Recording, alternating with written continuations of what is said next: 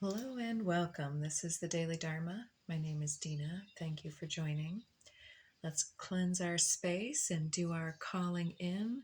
As always, extreme gratitude to Source Spirit, all unconditionally loving beings, ancestors, angels, etc., gathering here today to help us.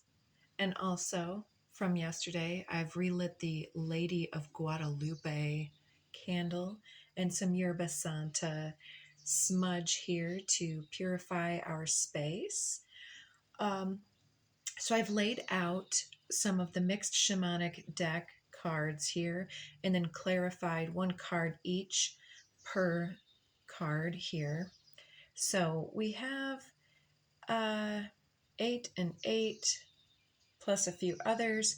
But the first thing I want to do before getting into everything is we're going to just do a quick synopsis. Today is the day of the full moon in Sagittarius, right around the time of this recording. So we've got the sun in early Gemini and the moon in early Sag. So this can be a time where we're really seeking the mirror within the heart and soul of another through compassion or otherwise. But compassion is definitely a key word here, and the heart. There's an expansion point, something wanting to shift and change. Sagittarius is the sign of adventure, ideals, experimentation, and adventure and freedom. And so the way that this is all working together is it's putting pressure on us to want something that we either haven't been able to indulge in or have been working toward diligently, or something that we've been seeking for a long time. The keyword seeking came up quite a bit as I was laying out the cards. And so I'm sensing that this seeking is leading us to the point where there's been something that we've been diligently pursuing in the hopes that it would transpire and evolve into something more. And there's some type of perceived lack or even an emptiness within some type of pursuit, such as like having the day job to become a millionaire, but you're still, working the front desk at some place, or, being the grunt at another place. Those are just some examples, not saying that this is a job situation for us, because right now we do have Venus conjunct Jupiter at the 29th degree and some change of Taurus. And so Taurus is the sign that we recently had that Jupiter connecting with Uranus, which was something that really triggered us to want to mix things up, to shake things up. It showed us what was missing and what we needed to shift and change in our own life in order to break out of any type of comfort or discomfort zone. And so now, as Jupiter is reaching, other way around, as Venus approaches and will be overtaking where Jupiter is placed at the end of the sign, these two are finishing up with Taurus, and Taurus and Venus rules Taurus, all represent money, finance of any sort, romance, personal identity, and romantic issues. And also in that way, image and aesthetics. Like, do we like something? Is it pleasing to our senses, to our energetics, to our visual and other senses, to our sixth sense and beyond? There's something here that is wanting us to really dig a little deeper about what it is that we're after, and is this path going to lead where we thought it was? And if so, or if not, can we release our expectations and continue on this road? Is there something fulfilling or evolving in this path that is calling us to continue? Or do we need to jump the tracks and step out, merging with a new lane of traffic and getting on the road to somewhere different in light of these shifting ideals and the need for adventure and change and inspiration, getting out of our own way in some type of way. So the Venus Jupiter conjunction is happening, as I said, right at the end of Taurus. And then the next sign those are going to be crossing into is Gemini, where we have the sun opposing that Sagittarian moon for the full moon. And so I would say that they're close enough to be considered conjunct. And so we're looking at about a 4-degree orb plus or minus between Sun, Venus, and Jupiter. I'm just looking at the chart I have drawn over here if you're wondering what I'm looking at. And those elements are trine to Pluto, which is just turned retrograde once again, will be backing out of Aquarius for a bit longer in Capricorn later this year before being finished with that sign altogether. So in trine there, it's saying we've already had a taste of what is transitioning in our life. We've been working in new ways. We've been innovating. We've been strategizing. We've been networking and coming up with a plan of attack for quite some time, and something definitely is shifting. And I believe it's actually the inner chemistry that corresponds with the auric shield, the protective shield around us, being at this point where it really wants to expand. And then it's bumping up against different limitations, because this world, the earth, is a place of physics of limitation, not in the quantum realm, but we can only do so much with our money. We can only do so much with the energy levels that we have in this body. It's like I heard the other day that saying, the spirit is willing, but the body is, at capacity. I don't remember how that finishes. I can never pull in these quotes, but you get what my meaning is here. It's, we may really be wanting one thing, but there's some type of limitation here that we're meant to surpass, and something needs to shift and change. I think that what we're looking at is a shift in simplification, not overthinking and not overdoing, but recognizing for some it's going to be something about wanting more time at home, to work from home, to spend more time with family, friends, and developing that sacred space. And for others, it's going to be an urge to get out of that cloistered space of home, to get out and get some more adventure in one's life. But I suspect for most of us, it's a balance of both, not wanting to frequent places, like having to go to a job that doesn't fulfill us for the bulk of our waking hours, and then lowering our frequency perhaps, and then when we get home we're exhausted, depleted, and so the time at home is suffering, the family relations, the friendships and leisure activities suffering. So can we get to this space where the home really is that repairing solace, sacred space, as well as a place where we can be open and free and expressive and playful, joyful? So there's a new balance coming in where something needs to be simplified or strategized to streamline our path in this way. So let's jump into Whispers of the Ocean Oracle.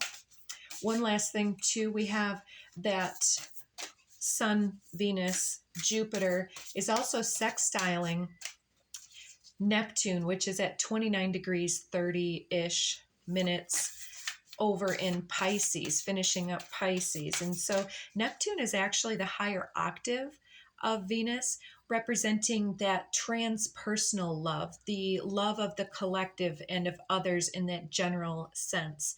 and can represent a lot of altruistic service orientation, or the want to do something quite spiritual and transcendent.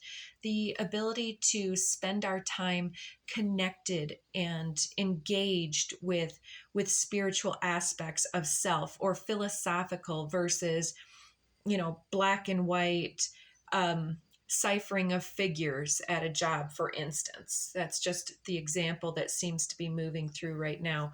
And so also there's something definitely with finance or with romance here that wants to grow and expand. Yesterday we had that spicy little reading, something about an invitation to become romantically engaged in something. And so for some, this is definitely the opportunity to meet with new love or new lover.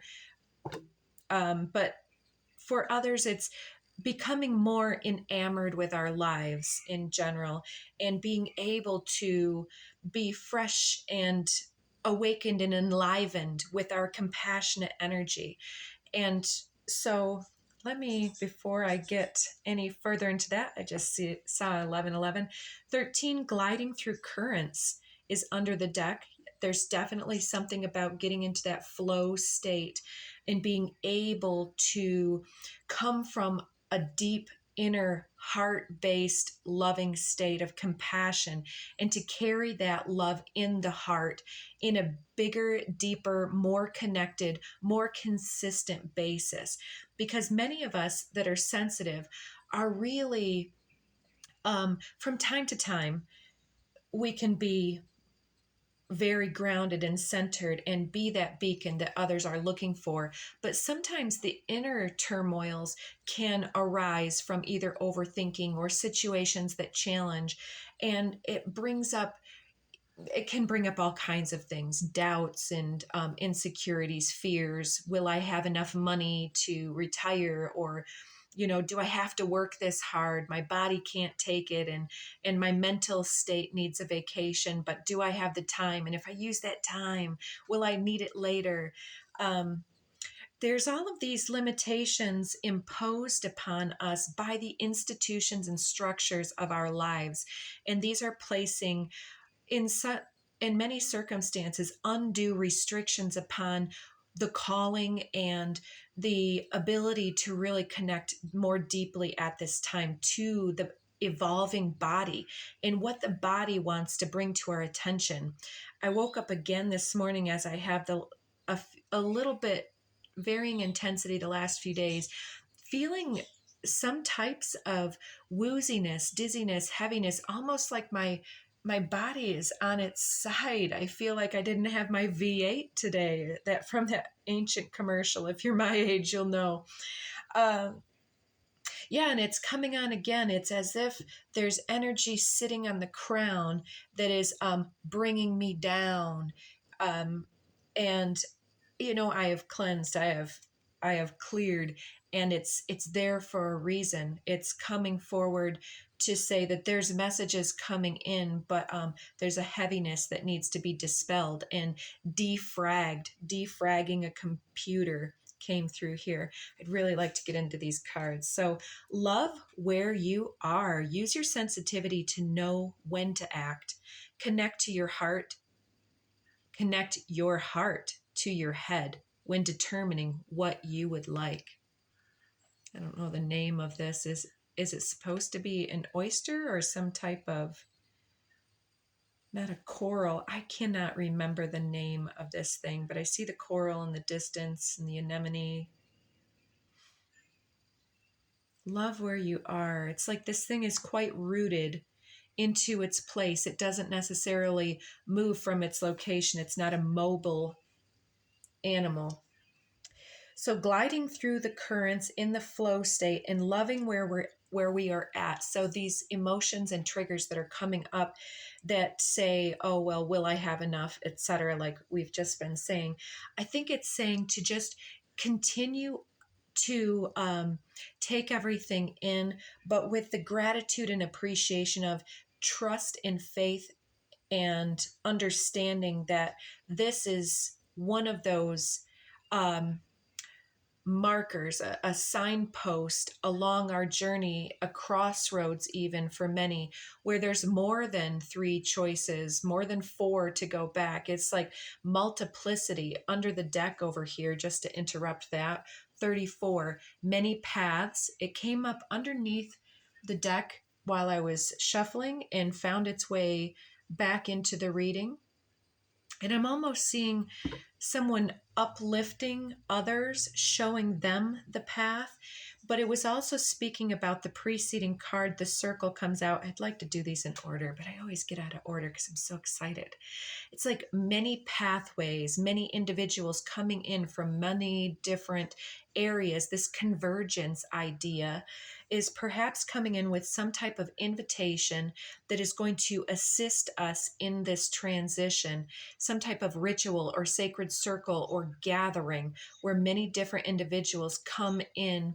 And I'm seeing these hands from the circle card here as individuals lending their energy to a common cause. I also saw the imagery from Avatar, the Blue People Avatar one, not the Airbender one, where everybody was laying their hands on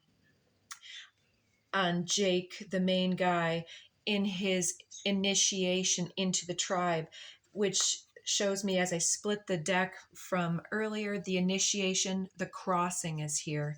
So there's something going on here with our engagement with some type of community, which is also helping this awareness to speak through our energy. So let's start the reading from the beginning here. Heart home compassion showed itself first, and there are so many things there, and it was qualified and clarified with romantic love. So the heart home compassion was also reminding me time spent at home, time spent away, balancing that, but also that recognition that as we love where we are at, it's like the turtle imagery that came to my mind when I first saw that card is the turtle carries its home on its back. So even though the turtle is mobile and this, whatever it is here, is not mobile, there's this idea that no matter where we go, we are always home in our heart space. And heart home compassion. So the circle that we've already seen at the end of this top row was clarified with compassion. So there's some level of compassion being shown in this group. And maybe that is the essence and ideal held at the center. Why do we want what we want? We may think that we want money, but perhaps it's the energy behind the money that we are perceiving as our ability to have greater freedom, greater love, greater compassion, greater time to enjoy our time here, which is limited by the physicality. And so, can we reorient our environments and our mental space to give gratitude and appreciation and to show ourselves the compassion that allows ourselves to place compassion at the center of the circle instead of the money? What do we want? What do we require? We require that compassion when we show it with ourselves, when we show it with our balanced lifestyle, we can really become more enamored with our life and thus share that love and romance with others in mutual company. Secondly, heart of the sky. So heart home leading into heart of the sky. And I saw this as an expansion. And then after I got all these cards out, I got Merkaba to clarify, which is my card of the expanded auric shield and field. Expanding influence coming from the place of healing any type of discombobulated energy within our spiritual pathways, this many paths. There's so many neurons that are firing in conjunction, telling us how we feel, what we need, what we want, what we should do, comparisons, judgments, fears, anxieties. All of these things need to find their proper order. And when we are in this place of The heart home is the centering process, centering in love, in romance. And then heart of the sky is reaching beyond the self, like the magician, as above, so below, as the universe, so the soul, within, without, as universe, so the soul. So this is that heart of the sky is talking about our heart is entangled forever with the cosmos, with our Akashic heritage. And the heart of the sky is coming in through this circle, through this ritual or gathering here, or even our own ritual and gathering, in order to reconnect us with those elements that are sometimes seeming beyond us. Like, when will I have love? Well, as soon as we tap into the center and simplify the things that do not belong, that don't serve the process, right? Let's take another smudge for that. Releasing those things that don't serve us will assist us. But while we're here, we do need to make the money. We need to make the donuts. There I go with another reference. So Earth here, clarifying, straddling worlds, wandering between realms, grounding deeply into the earth, earthing by being in contact with nature, with soil as much as possible, being able to harmonize and harmonically nest our own frequencies by breath work and by presence and awareness with the animal and mineral kingdoms, minerals being contained within the body. It's like we are stardust here at our core. Our heart is the heart of the sky. And as we are straddling the worlds, we are becoming that transmutational bridge that takes these essences, transmutes them, and communicates them down into the earth, creating the structural matrix and foundation here for something better than the so-called demonized matrix. We are creating the matrix for our crystalline structure here. So next, with then the circle with compassion. Again, we've kind of covered that one. And then at the end of that row, that's where we have the many paths card.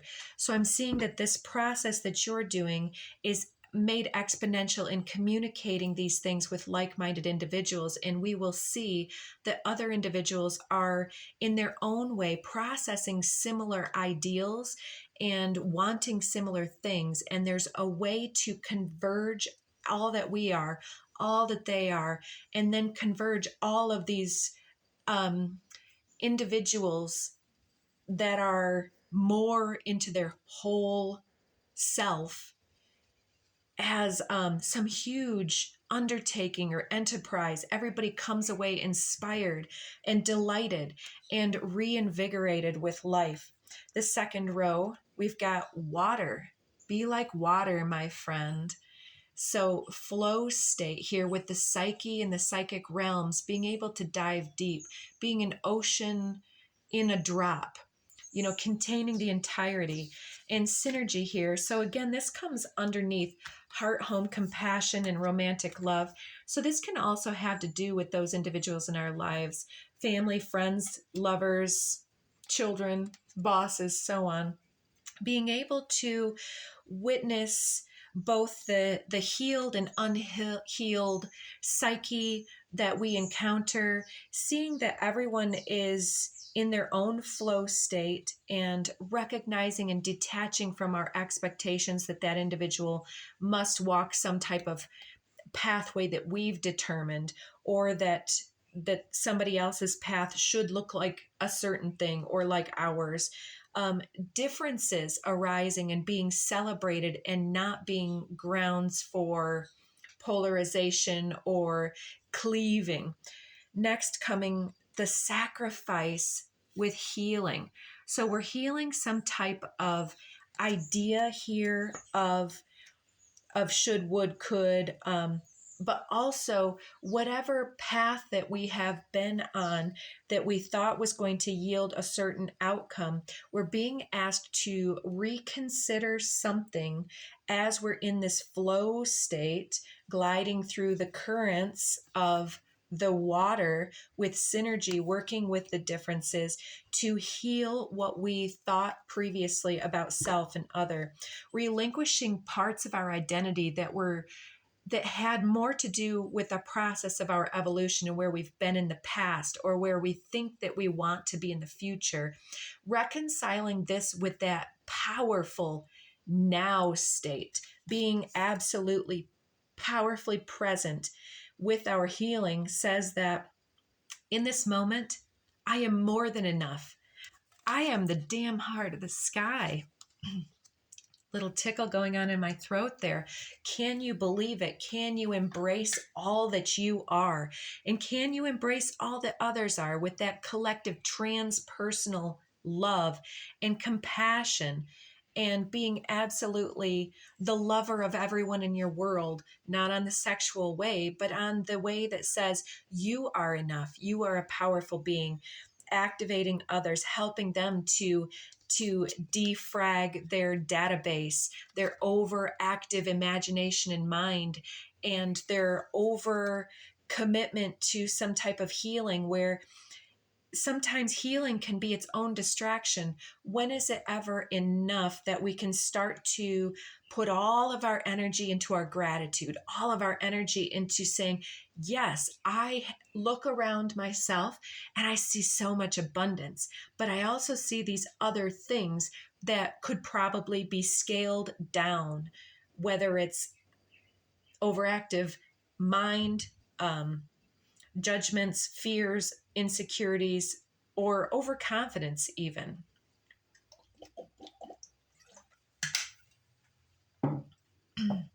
It's like all of these water molecules in our body are almost like shown in this crystallization, like being frozen in time.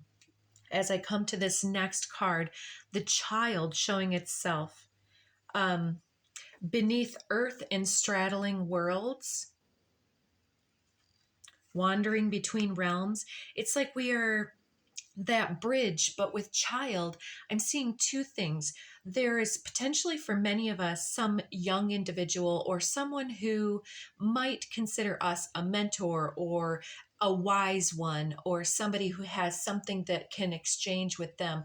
There's an innocence of inner child connecting with us and us with them, inner child to inner child, or your own child watching you and perceiving of your process of empowerment and embodiment, and then not only embodying, but then activating and acting upon these shifting dynamics and ideals, supporting our natural curiosity to move beyond our comfort zone to find the edges of what we perceive as real, to take a good, hard, deep look at it.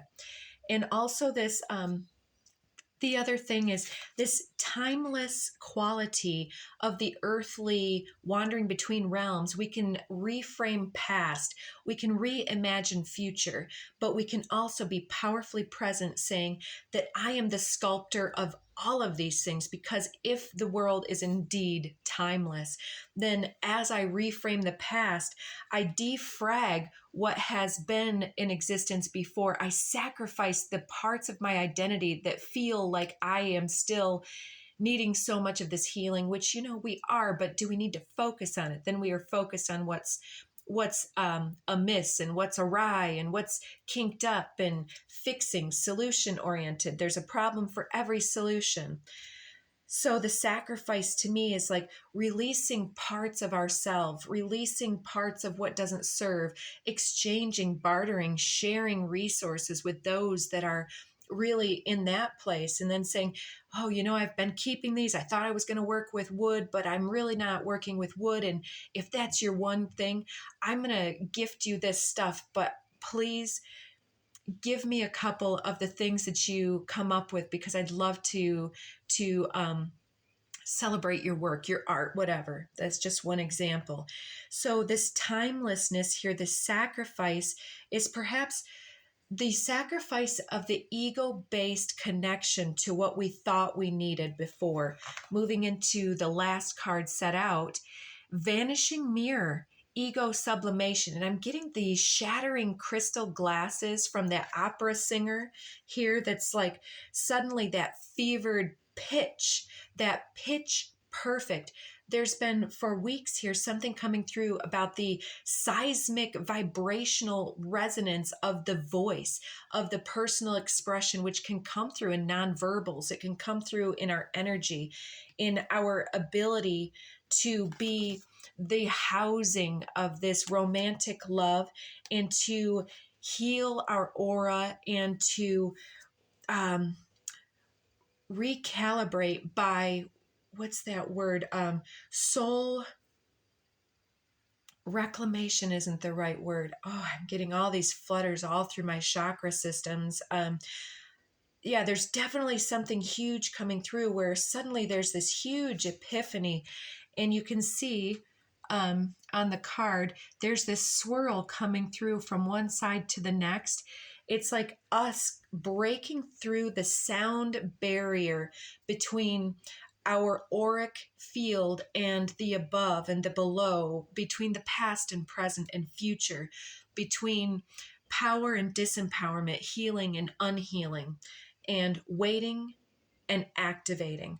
And this leads to our prosperity of spirit, which is that abundance. And then we have this initiation card, the crossing. So check out how this vanishing mirror becomes this portal here, where then we can continue to walk here through this next leg of the journey. So ego sublimation is like, how do we get to that stuff that we're looking for into the future that we want? It's by allowing our identity to be defragged, to be deconstructed and reconstructed through this compassion, through what really serves, and through what really is part of our body, mind, spirit. Daughter of the Phoenix. Yes, the deconstruction, defragmentation, and then the soul retrieval. That's what it is. When we have these shadow elements that we disregard or overlook or repress because us or others have taught us that that doesn't have as much brilliance and beauty, we're letting go of anything that truly doesn't serve, such as the opinions of others or through our fears, and we're rebuilding and arising from these ashes. I love Mother Fierce. And what's over here? Enter the Jade Temple. So enter the Jade Temple, yes, with Mother Fierce. She's providing, protecting, and fiercely guarding us.